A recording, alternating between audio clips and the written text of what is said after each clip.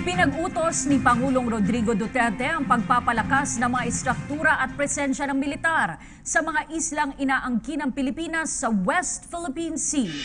At ayon sa Pangulo, handa siyang gumastos upang magtayo ng mga istruktura para sa mga nasabing teritoryo. May report si Pauline Recuesto. Inatasan na ni Pangulong Rodrigo Duterte ang Armed Forces of the Philippines na okupahin na ang lahat ng teritoryo ng Pilipinas sa West Philippine Sea.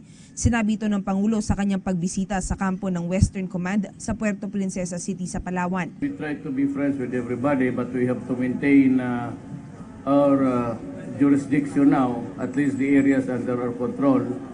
And I have ordered the armed forces to occupy all.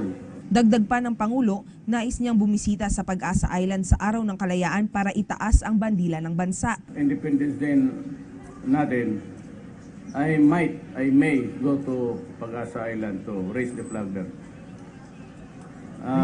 Pati yung basta yung bakante na yung atin na tirahan na natin.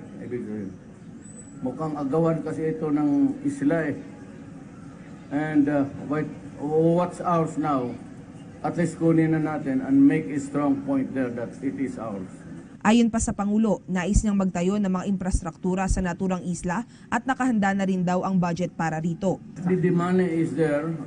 I don't know how the army or the engineering battalion would do it, but that development there has my full support.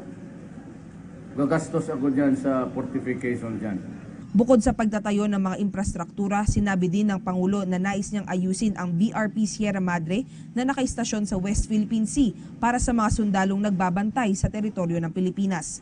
Para sa PTV News, Pauline Recuesto.